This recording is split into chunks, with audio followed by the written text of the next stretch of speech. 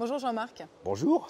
Vous avez présidé Salomon, ou plutôt quitté la présidence de Salomon il y a très peu de temps, après 34 ans de bons et loyaux services. Ouais. Qu'est-ce que ça fait? Alors c'est une évolution. Donc là je suis en prise de recul, donc c'est un moment un peu particulier parce que je suis à moitié parti, j'ai encore fait plein de choses en janvier liées à mon entreprise. Oui. Donc j'ai pas encore lâché les amarres, on va dire. Et je laisse quand même malgré tout une équipe, un nouveau patron avancé. Non, mais tout s'est bien passé dans la transition. Oui. Il y a un plan 2025 qui est clair. Donc je suis très serein dans ce moment-là. Donc j'ai plutôt tendance à être serein, relâché sur ce moment de transition. Vous n'avez pas le côté, vous regardez dans le vide que décrivaient les sportifs de haut niveau ce matin lors de leur retraite. C'était amusant, Antoine qui parlait de ça des Meria ou du sautoir, du rugby aussi. Hein. Non, oui un peu parce que je n'ai pas encore défini exactement ce que je veux faire. J'ai les pistes, je vais rendre ce que toute ma vie professionnelle m'a donné à des projets. Alors j'ai plus en tête ONG, développement et autres, mais encore on va voir. Ouais. Donc, mais la notion de rendre, c'est le moment. Ouais. Prendre du temps peut-être un peu. Prendre du temps, ça c'est aujourd'hui. Et puis, mais par contre ne pas être stressé par un agenda au quotidien et des pensées tous les matins à quelque chose. Non, prendre le temps, mais rendre service. Voilà, et ça c'est clair. Quel est le prochain pas que va faire Salomon et que vous regretterez peut-être de ne pas faire avec eux? Non, alors c'est quelque chose de clair dans ma tête, je n'aurai pas de regret. Parce que je serai fier de ce qu'ils vont faire. Alors, quel est le prochain pas que va franchir Salomon et que vous allez être fier de les voir franchir? C'est un pas d'équipe, je dirais d'abord. Les résultats, ils vont venir, je dirais. Mais voir une équipe qui avance ensemble. Alors, c'est l'équipe de direction avec un nouveau patron avec qui j'ai beaucoup collaboré ces derniers mois. Mon équipe en place, on va dire.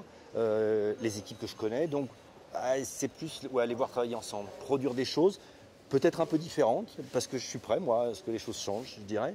Mais c'est ça. Puis après, les résultats, on verra bien. Mais ce n'est pas une notion de résultat. C'est vraiment une notion de ensemble, qu'est-ce qu'ils vont faire. Cette entreprise familiale qui reste quelque chose...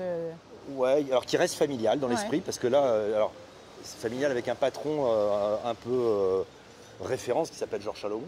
Et ces valeurs-là, alors il y a quand même un changement, parce que moi je suis le dernier patron qui a travaillé avec ce patron historique. Avec le fondateur. Donc maintenant, Michael, lui, n'a pas fait ça. La troisième génération. Voilà, un petit peu. Donc c'est un changement. Mais à la limite, j'espère qu'ils vont le faire pour mon relais à moi. Donc moi, j'ai essayé de faire au mieux ce relais-là. Pour en revenir à ce que vous avez fait, en tout cas, il y a 34 ans, le digital n'était clairement pas le buzzword de l'industrie. Qu'est-ce que c'était? Quelle est la plus grande transformation de Salomon à laquelle vous ayez participé? La transformation, alors je dirais, elle est... Bon, d'abord, le rapport au consommateur. Mais à un moment donné, on pourrait dire, oui, c'est une vraie transformation. Mais en même temps, quand on écoute Georges Salomon, et il y a des enregistrements qu'on a qui datent d'il y a 30 ans, 35 ans, 40 ans, il parlait déjà du consommateur japonais, américain, être en contact direct. Donc on a l'impression que des choses se transforment. Alors oui, il y a des supports. Le support du digital, les multi-touchpoints, les points de contact, 2D, 3D, oui, ça change. Le vrai fond, à la limite, ce rapport avec, alors nous à l'époque c'était plutôt le consommateur sportif, alors maintenant il est sportif aussi, mais il est dans sa vie d'urbain. Les choses restent en fin de compte assez proches de ce que c'était il y a 30-40 ans, je dirais. Donc c'est peut-être les moyens qui changent, le fond ne change pas. Au moment où le digital arrive et s'impose comme un sujet incontournable, est-ce que vous le voyez immédiatement comme l'opportunité de croissance que ça va représenter? Ouais, alors ça change ça change une chose. Il y a 30 ans, on était quand même très axé sur le produit. Et on dit maintenant, alors c'est un petit peu un grand mot, on est sur l'expérience. Mais c'est vrai qu'on emmène maintenant, on s'intéresse à ce que notre consommateur va faire dans sa pratique, dans son univers du quotidien. Donc là, c'est vraiment des éléments de transformation. Ce qui veut dire que la relation, elle n'est pas que dans une transaction produit, échange monétaire. Elle est vraiment dans un cadre de vie et d'expérience, quoi, à la limite, mais vraiment du quotidien et de ce rapport entre le consommateur et la marque. Plus que parce que juste l'usage du produit et l'usage. Qu'est-ce que vous avez préféré faire au cours de ces 34 années? Collaborer avec les gens. C'est simple, c'est clair. Je l'ai fait dans un univers de développement produit, je l'ai fait dans un univers commercial, de filiales de distribution, je l'ai fait plutôt en comité de direction, mais à chaque fois j'avais des équipiers, des collaborateurs, des collègues, des pairs, comme on dit, un chef aussi. Et donc c'est le rapport humain. Le repère humain dans la vie de l'entreprise, c'est ce qui a fait pour moi la richesse de cette vie-là. Voilà. Et c'est essentiel pour moi. C'est une marque assez incroyable. On parlait d'Antoine Deneria, vous avez accompagné d'ailleurs, vous étiez sponsor au moment où il est Jeux Olympiques. Voilà. Aujourd'hui, il lance sa propre marque de ski. Quel conseil vous avez envie de lui donner? Alors, un point pour rebondir là-dessus, parce que en effet, on travaille, on défend notre marque, mais on a un travail dans l'outdoor au sens large, de collaboration entre les marques très important. On a Annecy, ce que je vais appeler la fédération outdoor française, qui s'appelle l'Outdoor Sports Valley. Et c'est vraiment une initiative collective.